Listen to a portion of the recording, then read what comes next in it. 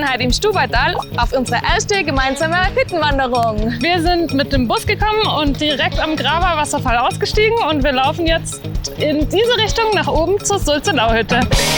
Schläf unter meinem Biloba. Haben wir ja gerade. Das Gulasch gemacht. Schau, wie schön das Wasser fällt. Hier gibt es so viele Rastplätze, ich weiß nicht, wann wir da oben an der Hütte ankommen sollen. Wir haben Zeit. Aber das sind echt oft Riesenschritte. Also normalerweise sind da nicht solche genormten Stiegen. Da hat man eigentlich immer so Wurzelwege wie da vorne. Aber dadurch, dass da der Wasserfall ist, ist alles ziemlich feucht. Und dann ist es für alle zugänglicher. Wisst ihr es eigentlich, wo das ganze Essen auf die Hütte aufkommt? Also entweder man trägt's, aber ganz viele Hütten haben auch so eine Materialseilbahn, die führt dann aus dem Tal hier nach oben bis fast zur Hütte ran. Raffi, schau, man sieht die Hütte schon. Ja, man sieht die Hütte schon. Das ist einerseits gut und andererseits nicht gut. Die Hälfte der Höhenmeter sind geschafft. Zeit für Jause. 400 Höhenmeter. Sind wir bis jetzt gegangen? Und 400 fehlen noch.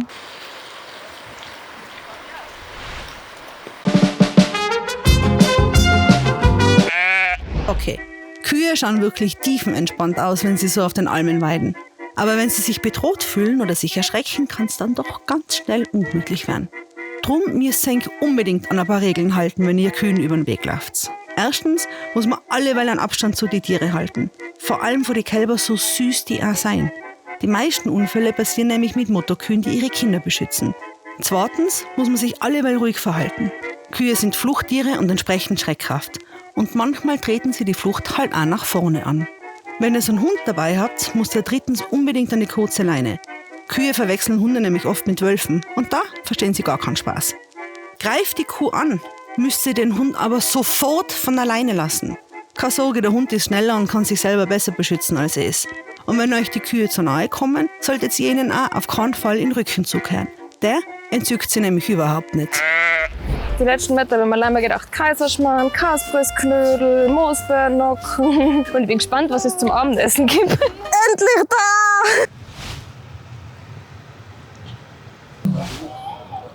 Ja, ist richtig gut. 16:07 Uhr. Nein, das ist Abreise. Hallo! Würden jetzt gerne einchecken. Ah ja, ihr seid heute in einem 6-Bettzimmer untergebracht. Abendessen gibt es um 6 Uhr. Dort teilen wir die Tische ein und das wird dann auch bei Nomen zu finden sein. In einem von den 4 Stuben. Und da hinten findet ihr noch mehr Informationen. Dann schauen wir uns mal das Zimmer Nummer 2 an. Dankeschön. Willst du anfangen? Das darfst du erzählen. Okay, was? Die Hütte, die ist schon seit der, je nachdem wie man zählt, 4. oder 5. Generation in unserer Familie. Also wir haben eine sehr gemischte Zielgruppe. Wir haben von Hochtourengeher zu Familiengruppen oder einfach Freundesgruppen echt alles da. Mir geht immer so ein bisschen das Herz auf, wenn dann Leute sich am Abend kennenlernen, Karten spielen, ins Gespräch kommen. Wir haben da kein Internet, wir haben keinen Empfang. Vielleicht so wie früher, einfach man lernt sich kennen, hat eine feine Zeit, hat einen feinen Abend und das mag ich ganz gern. Ja, hallo. Mega, oder? Süß. Da glaubst du nicht, dass du auf einer Hütte bist. Okay, jetzt haben wir noch ins Bettenlager schauen. Also das ist jetzt ein 6-Bettzimmer, aber wenn man richtig günstig schlafen will, kann man im Bettenlager für so 15 Euro ungefähr schlafen.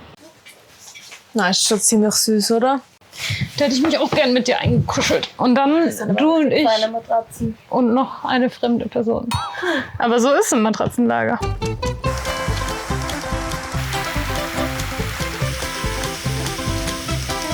Wir brocken gerade Moosbeeren.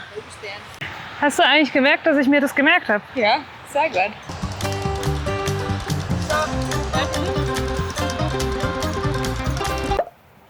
Wow.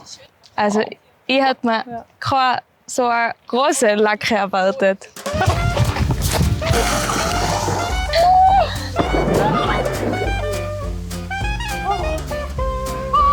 Oh, jetzt brennt's aber.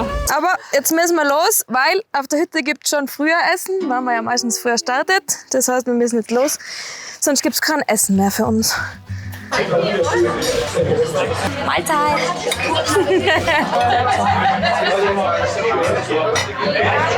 Mal ein klassisches Gulasch auf der Hütte.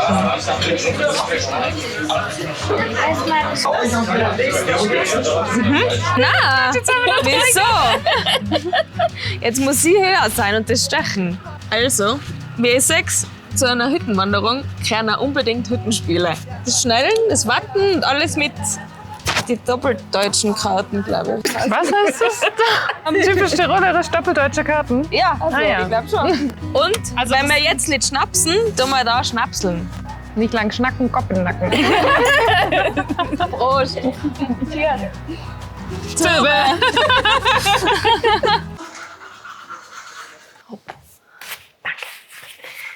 Auf der Hütte braucht man nämlich immer einen Hüttenschlafsack. Das ist so ein ganz dünnes Tuch. Und das legt man dann einmal übers Kopfkissen.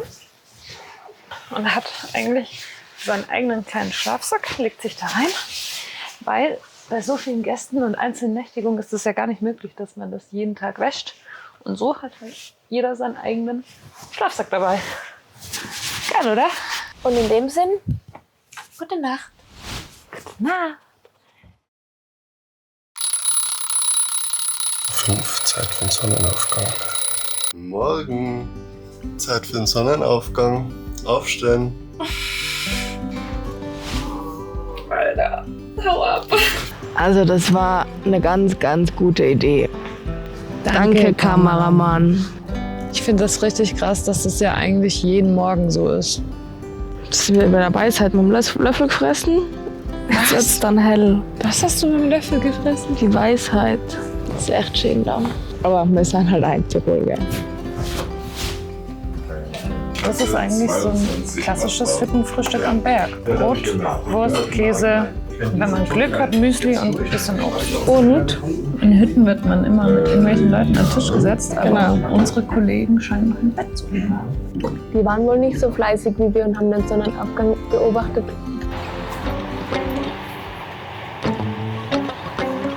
Also wir zeigen euch jetzt, was wir bei unserer Hüttenwanderung in unserem Rucksack drinnen haben.